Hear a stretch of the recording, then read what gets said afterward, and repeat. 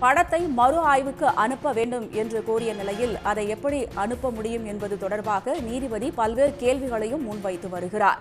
ஜனநாயகன் படத்தில் ராணுவத்தின் சில முத்திரைகள் பயன்படுத்தப்பட்டுள்ளன என்றும் ஒன்றிய அரசு தரப்பு வழக்கறிஞர் அந்த வாதத்தில் குறிப்பிட்டிருக்கிறார். ராணுவ வல்லுநர்களுக்கு அவர்களது கருத்தை படக்குழு அறிந்திருக்க வேண்டும் என்றும் அவர் தெரிவித்திருக்கிறார். சென்சார் குழு சார்பில் ஒன்றிய அரசின் கூடுதல் சொலிசிட்டர் ஜெனரல் சுந்தரேசன் இந்த வாதங்களை முன்வைத்து வருகிறார். விஜய் நடித்துள்ள ஜனநாயகன் படத்திற்கு தணிக்கை சான்று கோரிய வழக்கில் ஒன்றிய அரசு தரப்பில் பரபரப்பு வாதங்கள் முன்வைக்கப்பட்டு வருகின்றன. சென்னை உயர்நீதிமன்ற நீதிபதி ஆஷா முன்பு இந்த வழக்கு விசாரணையானது தற்போது நடைபெற்று வருகிறது. தணிக்கை குழு தலைவரிடம் புகார் வந்துள்ளதாக ஒன்றிய அரசு வழக்கறிஞர் பரபரப்பான வாதங்களையும் முன்வைத்து வருகிறார்.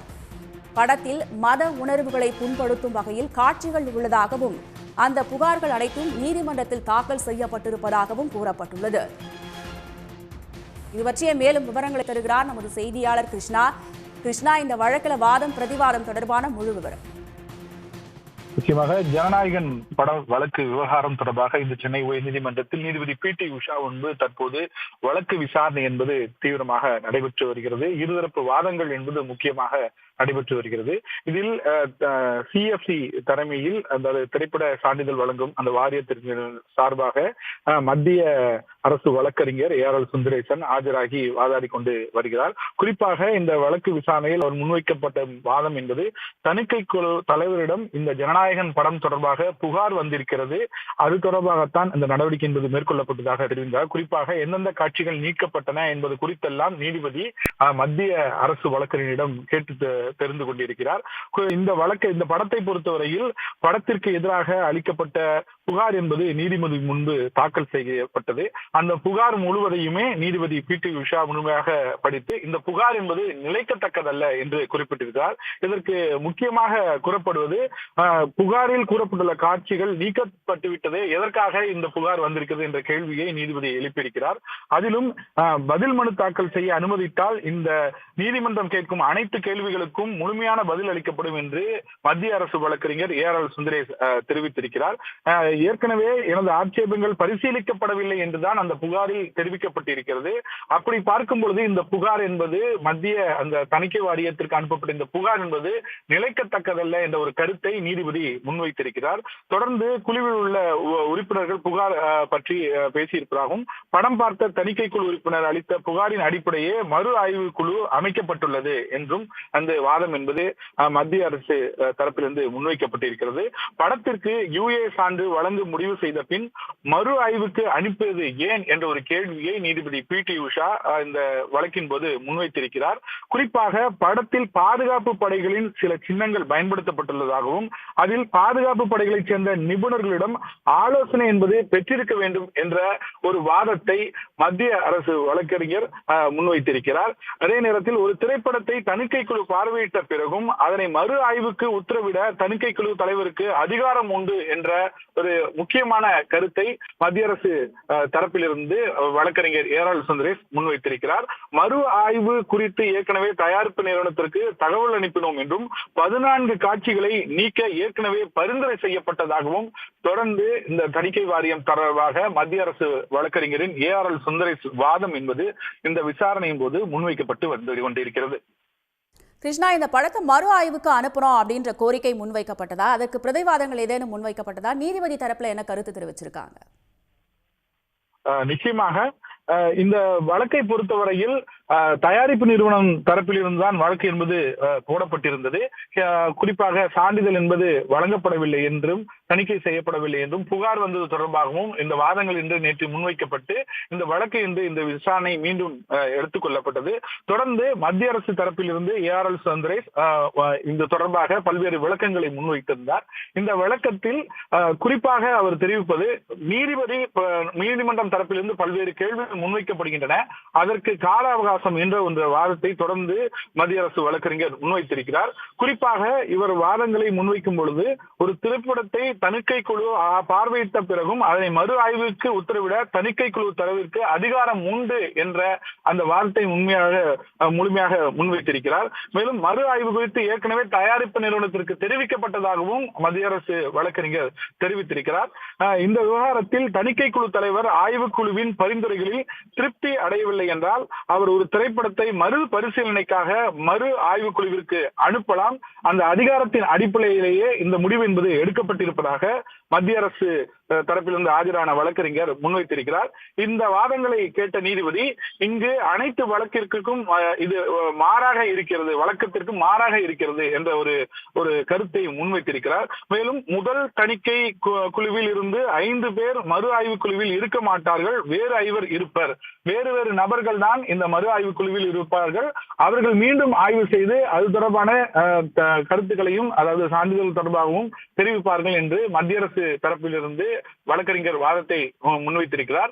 தொடர்ந்து இந்த சான்றிதழ் வழங்க வேண்டிய விவகாரம் தொடர்பாக மத்திய அரசு தரப்பிலிருந்து நீதிபதி முன்பு வாதம் என்பது முன்வைக்கப்பட்டு வருகிறது. கிருஷ்ணா, ஜனநாயகன் படத்துல குறிப்பா எந்தெந்த காட்சிகளை குறிப்பிட்டு புகார்களா தெரிவிச்சிருக்காங்க ஒன்றிய அரசு சார்பில், அது பற்றிய விவரம் கிருஷ்ணா. குறிப்பாக அவர்களிடம் வந்த புகார்கள் அடிப்படையில் மத ரீதியாக புண்படுத்தப்பட்டிருப்பதாகவும் இது தொடர்பான புகார் என்பது வந்திருப்பதாக ஒரு தகவலை வழக்கு நேற்று விசாரணையில் வந்தபோது தெரிவிக்கப்பட்டிருந்தது. இன்று விசாரணையின் போது மத்திய அரசு வழக்கறிஞர் ஏஆர்எல் சுந்தரேஷ் பாதுகாப்பு படை தொடர்பான பல்வேறு சில சின்னங்கள் பயன்படுத்தப்பட்டுள்ளதாக தெரிவித்திருக்கிறார். அது தொடர்பாக நிபுணர்களிடம் அவர்கள் ஆலோசனை என்பது பெற்றிருக்க வேண்டும் எனவும் 14 காட்சிகளை இவர்கள் குறிப்பிட்டு இந்த காட்சிகளை நீக்க பரிந்துரைக்கப்பட்டிருப்பதாகவும் மத்திய அரசு வழக்கறிஞர் அந்த திரைப்பட சான்றிதழ் வாரியம் தொடர்பாக முன்வைக்கப்பட்ட கருத்துக்களை தெரிவித்திருக்கிறார். இது போன்ற பல்வேறு பரிந்துரைகள் செய்யப்பட்டிருந்த நிலையில் தொடர்ந்து இது தொடர்பாக அடுத்த கட்டமாக ஆய்வுக்குழுவிற்கு குழுவின் தலைவர் பரிந்துரைத்திருப்பதாக தெரிவித்திருக்கிறார்.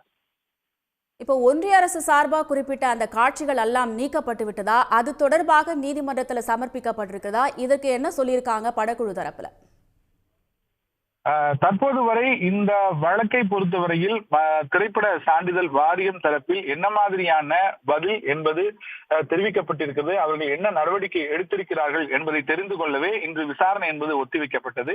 அதில் முதற்கட்டமாக ஏஆர்எல் சுந்தரேஷ் மத்திய அரசு வழக்கறிஞர் ஏஎஸ்ஜி ஆஜராகி அது தொடர்பான பல்வேறு வாதங்களை முன்வைத்திருக்கிறார். இதில் இந்த வழக்கில் இந்த படம் தொடர்பாக குறிப்பாக இந்த தணிக்கை சான்றிதழ் விவகாரம் தொடர்பாகவும் வந்த புகார் தொடர்பாகவும் பல்வேறு கேள்விகளை நீதிபதி பி.டி. உஷா முன்னால் வைத்திருக்கிறார். இந்த பி.டி. ஆஷா முன்னால் வைத்திருக்கிற இந்த கேள்விகளுக்கு மத்திய அரசு வழக்கறிஞர் பல்வேறு பதில்களை அளித்து வருகிறார்.